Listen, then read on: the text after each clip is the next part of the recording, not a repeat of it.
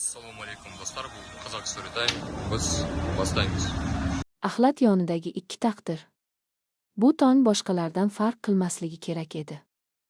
Shahar hali uyg'onmagan, ko'chalar jim, faqat axlat mashinasining uzoqdan kelayotgan guvillashi eshitilardi. Rustam har doimgidek ishga erta chiqdi. U 48 yoshda edi, yolg'iz yashardi, katta bo'lmagan uyda, chekka mahallada. Uning hayoti sokin, deyarli sezilmas edi. Rustam bozor yonidagi omborda qorovul bo'lib ishlardi. U boy emasdi, mashhur ham emasdi. Ammo u halol edi. Va eng muhimi, u befarq emasdi. Har tong u bir xil yo'ldan o'tardi. Eski ko'p qavatli uylar orasidagi axlat maydonchasidan. Odamlar bu joyga qarashni ham istamasdi. Bu yerga faqat tashlash uchun kelishardi. Ammo o'sha tong Rustam axlat qutilari yonidan o'tayotganda nimadir eshitdi. Avvaliga shamol deb o'yladi. Keyin mushuk. Lekin tovush yana takrorlandi. Yige. Juda kuchsiz. Ammo tirik. Rustam to'xtadi. Yuragi gash tortdi. Atrofga qaradi, hech kim yo'q. Axlat qutilari yonida eski karton quti turardi. Uning ustiga yirtiq korpa tashlangan edi. Yigi aynan o'sha yerdan kelardi. Yo'q, dedi Rustam sekin. Bo'lishi mumkin emas. U qadam tashladi. Qo'llari titrardi. Korpani sekin ko'tardi. Va shu zahoti nafasi ichiga tushib ketdi.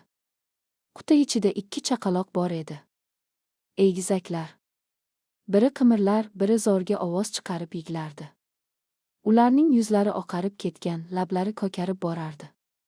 Sovuq. Axlat. Tashlab ketilgan hayot. Rustam ko'zini yumdi. Ey Xudo, dedi u shivirlab. U o'ylab ham o'tirmadi. Kurtkasini yechdi, bolalarni ehtiyotkorlik bilan o'rab oldi. Ularning tanasi muzdek edi. Yuragi urib turganini sezdi, demak tirik. Chidasangiz bo'ldi, dedi u, o'zi ham bilmay kimga gapirayotganini. U tez yordam chaqirdi, o'zi esa bolalarni quchogidan qo'ymadi. U paytda u qonun, hujjat, mas'uliyat haqida o'ylamadi. Faqat bitta fikr bor edi. Ular yashash kerak. Kasalxonada hamma shoshilinch bo'ldi. Shifokorlar yugurib kelishdi, bolalarni olib ketishdi. Rustam devor yonida qotib qoldi. Qo'llari bo'shab qolgandek edi. Ichida esa bo'shliq emas, og'irlik bor edi. Siz otasizmi? Deb so'radi hamshiralardan biri. Rustam bir zum jim qoldi. Yo'q, dedi u, yo'q. Bu so'z yuragini tirnab o'tdi. Yo'q. Ammo u o'sha payt bilmasdi, bu so'z bir kun kelib ha-ga aylanadi. Shifokor chiqib dedi. Ogil va qiz.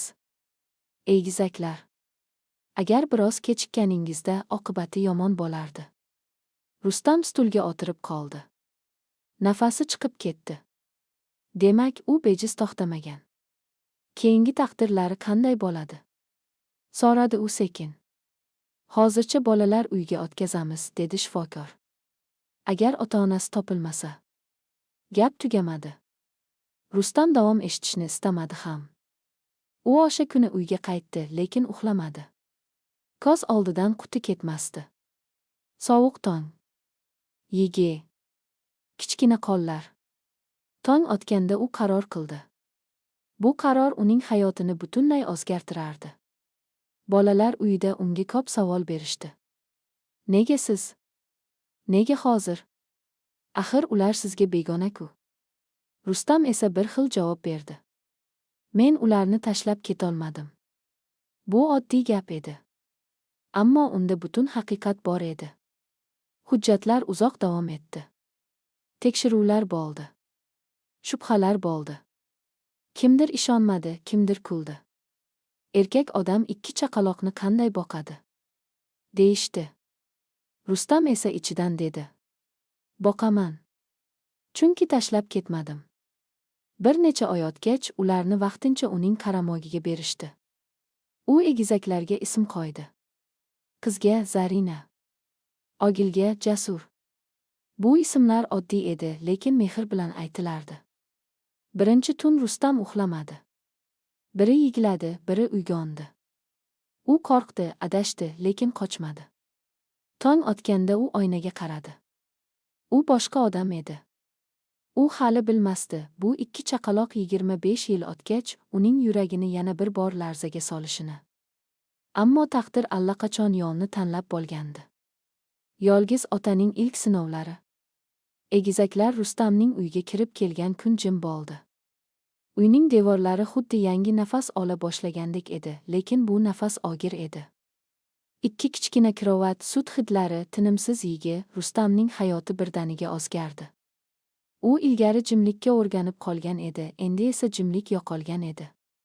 Birinchi hafta eng qiyini bo'ldi. Zarina kechalari tez-tez uyg'onar, Jasur esa kunduzi ko'p yig'lardi. Rustam ba'zan nimani noto'g'ri qilayotganini tushunmasdi. Sutni to'g'ri isitdimi, bolani to'g'ri ko'tardimi, isitmasi yo'qmi, hammasi qo'rquv edi. U charchardi. Juda charchardi. Lekin u hech qachon nima uchun menga deb so'ramadi. Mahalla tez bildi. Avvaliga sekin gaplar yurdi. Keyin ochiq qarashlar, pichir-pichirlar paydo bo'ldi. Kimdir yordam berdi, qo'shnilardan biri eski kiyimlar olib keldi, boshqasi esa bir qop kartoshka tashlab ketdi. Ammo boshqa tomoni ham bor edi. Erkak odam bolaga qaraydimi? Baribir bolalar uyga qaytadi. Bugun bor, ertaga yo'q. Rustam bularni eshitardi, lekin javob bermasdi. U bilardi, vaqt hammasini o'zi ko'rsatadi. Ish masalasi esa alohida dard edi. Qorovullik kam haq to'lardi. Ba'zan ishga kech qolardi, ba'zan umuman bora olmasdi. Bir kuni rahbari uni chaqirdi. Rustam, holatingni tushunaman, dedi u, lekin ish ham bor. Rustam boshini quyi soldi. Agar kerak bo'lsa, kechasi ham ishlayman. U kechalari ishlay boshladi. Kunduzlari bolalar bilan qoldi. Uyqu parcha-parcha bo'ldi. Ko'zlari qizarib yurdi. Ammo egizaklar sog'omon edi, bu eng muhimi edi. Bir kuni Zarina kasal bo'lib qoldi. Isitmasi ko'tarildi, nafasi tezlashdi. Rustam qo'rqib ketdi. Kechasi kasalxonaga yugurdi. Pul yetmasdi. Qarz oldi. Navbat kutdi. Shifokor dedi. Oz vaqtida olib kelibsiz. Rustam shu gapdan keyin stulga o'tirib qoldi. U birinchi marta o'zini haqiqiy otadek his qildi. Bolalar uyidan tekshiruv keldi. Ijtimoiy xodimlar uyga qaradi, savollar berdi, bolalar bilan gaplashdi. Rustam yuragini qo'liga olib yurdi. Ularning birgina salbiy xulosasi hammasini barbod qilishi mumkin edi. Siz juda harakat qilyapsiz, dedi xodimlardan biri ketayotib. Lekin bu uzoq yo'l. Rustam javob berdi. Men qisqa yo'l qidirmayapman. Kunlar oyga aylandi. Egizaklar birinchi marta kuldi. Birinchi marta degandek tovush chiqardi. Rustam ularni ko'tarib deraza yoniga olib bordi, tashqarini ko'rsatdi. Mana hayot, dedi u, sizlar uchun. Ammo kechalari bolalar uxlab yotganda Rustam ba'zan o'tirib qolardi. Qo'llari qaltirardi. Agar men kasal bo'lib qolsamchi, degan fikr uni tinch qo'ymasdi. U bir narsani tushunib yetdi, mehr yetadi, lekin kuch ham kerak. Va bu yo'lda hali ko'p sinovlar bor edi. Savollar boshlangan payt. Yillar sekin o'tdi. Zarina va Jasur endi chaqaloq emas edi. Ular yugurardi, kulardi, atrofni o'rganardi. Uy endi shovqinli edi. Bu shovqin Rustam uchun eng yoqimli tovushga aylangandi. Bog'cha boshlanganda Rustam yana qo'rqdi. Otasi qayerda? Degan savolni eshitishga tayyor emas edi. Onasi-chi? U bolalarni ertalab bog'chaga olib kelar, kechqurun olib ketar, hech kim bilan ortiqcha gaplashmasdi. Lekin savollar baribir keldi. Bir kuni Jasur mashinacha o'ynab o'tirib to'satdan dedi. Dada, nega bizda ona yo'q? Rustam qo'lidan mashinacha tushib ketdi. U bu savol kelishini bilardi. Lekin baribir yuragi siqildi. Chunki hayot har xil bo'ladi, o'g'lim, dedi u sekin. Lekin mehr bo'lsa yetadi. Zarina kelib Rustamni quchoqladi. Bizda sen borsan-ku. Bu so'zlar Rustamni bir zumga jim qoldirdi. U yuzini burdi, ko'zidagi yoshni bolalar ko'rmasin deb. Pul masalasi esa osonlashmadi. Bog'cha, kiyim-kechak, ovqat hammasi xarajat edi. Rustam yana qo'shimcha ish topdi. Kechalari yuk tushirardi, ba'zan bozor yopilgach supurardi. Tanasi charchadi, lekin u to'xtamadi. Bir kuni ish joyida yiqildi. Ko'zini ochganda shifoxona shiftini ko'rdi. Siz o'zingizni ehtiyot qilmasangiz bo'lmaydi, dedi shifokor. Yuragingiz kuchli emas. Rustam birinchi bo'lib bolalarni oyladi. Ular qayerda? Qo'shningiz qarab turibdi. Rustam chuqur nafas oldi. O'sha kuni qo'shnisi Saodat opa kelib dedi. Rustam, sen yolg'iz emassan. Qabul qil yordamni. Bu gap Rustam uchun og'ir edi. U yordam so'rashga o'rganmagan edi. Lekin u bolalar uchun bosh egdi. Shu kundan keyin hammasi biroz o'zgardi. Saodat opa ba'zan ovqat olib kelardi. Bog'chadagi tarbiyachi hujjat masalasida yordam berdi. Hatto ish joyida rahbari ham ish vaqtini moslashtirib berdi. Rustam bir narsani tushundi, mehr faqat berilmaydi, ba'zan qabul qilinadi. Bir kuni kechqurun Zarina rasm chizib o'tirib so'radi. Dada, biz qayerdan kelganmiz? Rustam jim qoldi. Bu savolga hali vaqt emas edi. Keyinroq aytaman, qizim, dedi u, sizlar kattaroq bo'lganda. Bolalar bosh irgadi. Ular ishondi. Ammo Rustam bilardi, bu keyinroq tez keladi. Va u haqiqatni aytishga tayyor bo'lish kerak edi. Haqiqat eshigi ochilgan payt. Zarina va Jasur maktabga borgach, hayot yana. Maktab hovlisi bu bolalar uchun o'yin, ota-onalar uchun esa sinov ekan. Rustam buni birinchi kundanoq his qildi.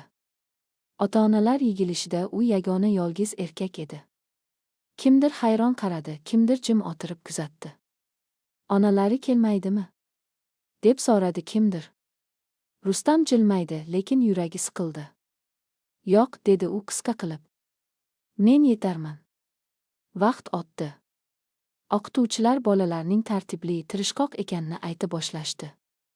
Zarina adabiyotga qiziqdi, Jasur esa matematika va sportga. Natijalar gapdan kuchliroq bo'ldi. Ammo bolalar ulgaygan sari savollar o'tkirlashdi. Bir kuni Jasur maktabdan gamgin qaytdi. Dada, dedi u sekin. Bugun bola aytdi, seni axlatdan topishgan deb. Rustamning ichidan nimadir uzilib tushgandek bo'ldi.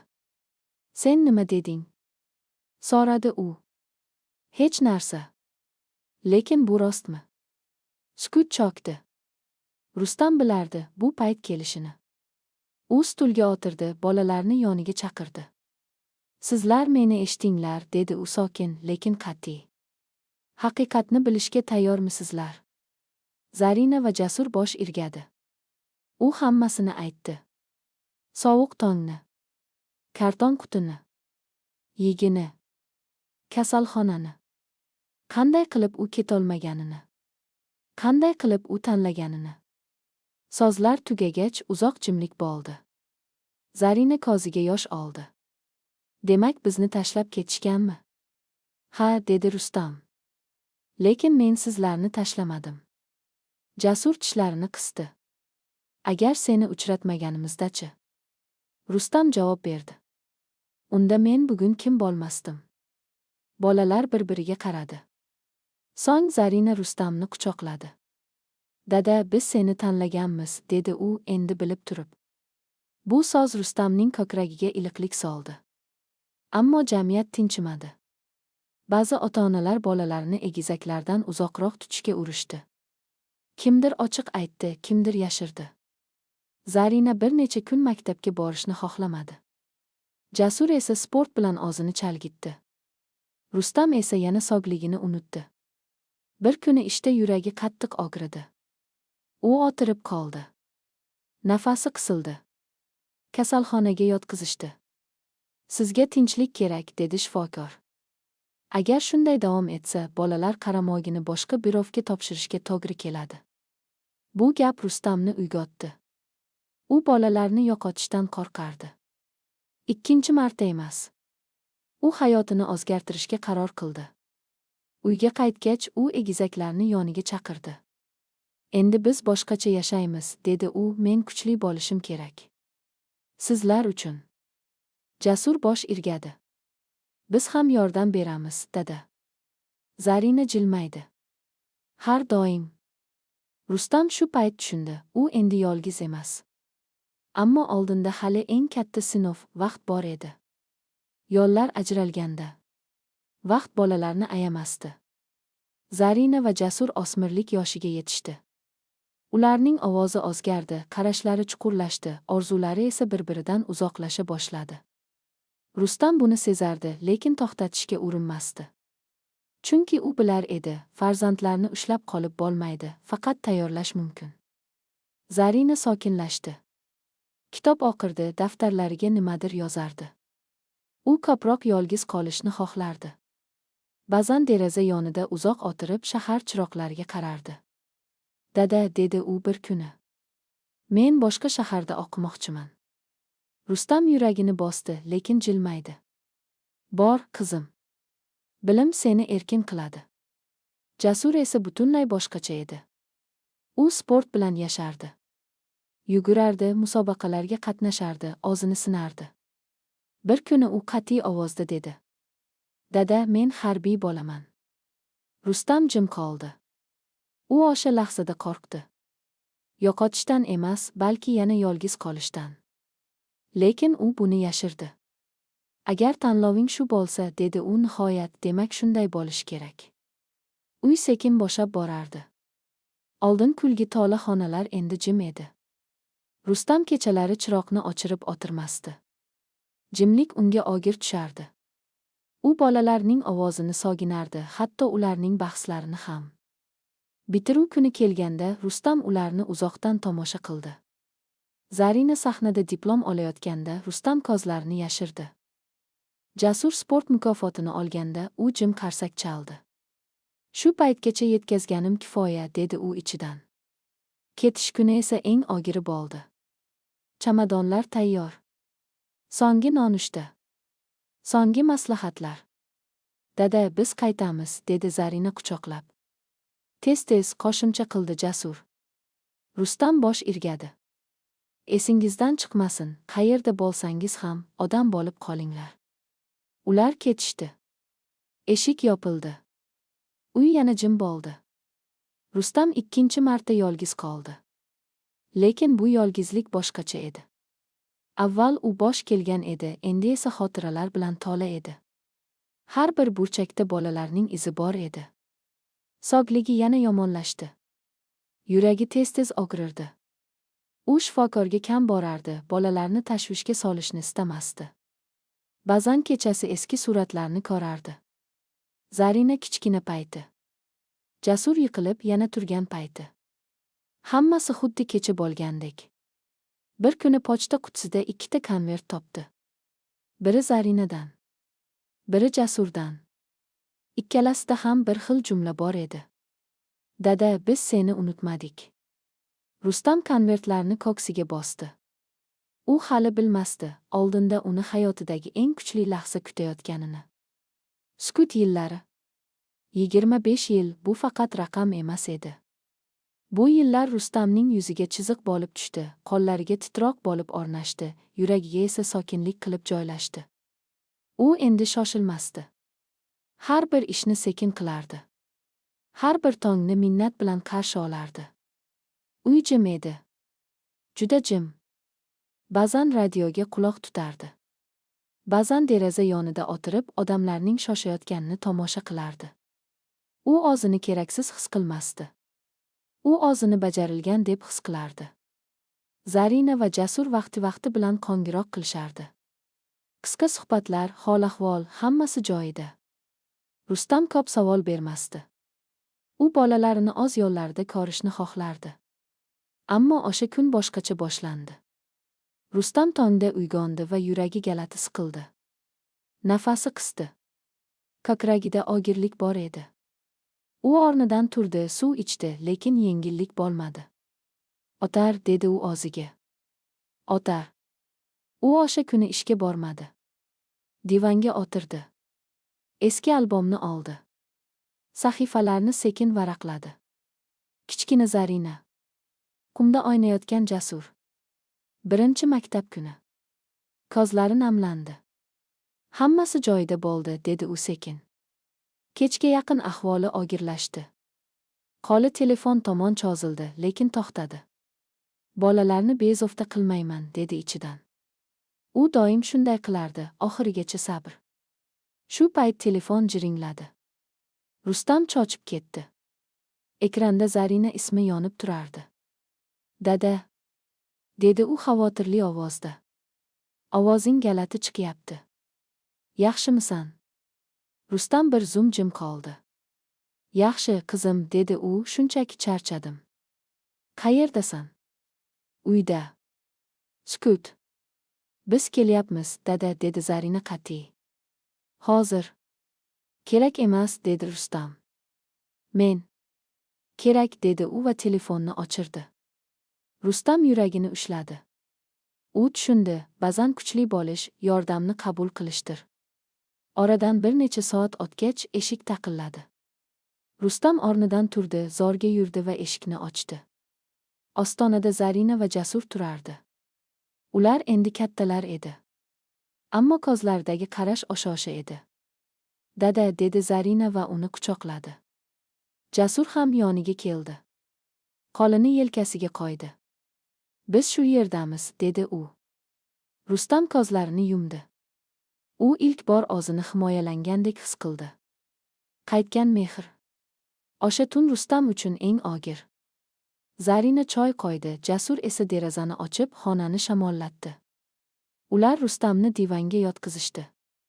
Qanday qilib bolaligida Rustam ularni isitgan bo'lsa, endi ular uni ehtiyot qilardi. Dada, nega hech qachon aytmading? So'radi Zarina sekin. Yuraging og'riyotganini. Rustam jilmaydi. Ota bo'lish og'riqni yashirish ekan, qizim. Jasur boshini egdi. Endi navbat bizniki, dada. Bu so'z Rustamning ko'ksiga iliq to'lqin olib keldi. Ertasi kuni shifokor keldi. Tekshiruvlar, dorilar, sokin gaplar. Hukm og'ir emas edi, lekin ogohlantirish qat'iy edi. Siz yolg'iz yashamasligingiz kerak, dedi shifokor. Ayniqsa endi. Zarina va Jasur bir-biriga qarashdi. Biz allaqachon qaror qildik, dedi Jasur. Rustam hayron bo'lib qaradi. Qanday qaror? Zarina sumkasidan hujjat chiqardi. Dada, bu uy endi faqat seniki emas. Biz qaytdik. Rustam tushunmadi. Qaytdik. Ha, dedi Zarina. 25 yil oldin sen bizni tanlagansan. Endi navbat bizniki. Keyingi kunlar shovqinli bo'ldi. Uyga odamlar kela boshladi. Ta'mir qilindi. Eski buyumlar almashtirildi. Rustam o'zini galati his qildi, u yana tirik edi. Jasur ishidan ruxsat olib yonida qoldi. Zarina esa hujjatlar bilan yugurdi. Kimdir shifokor, kimdir bank, kimdir idora.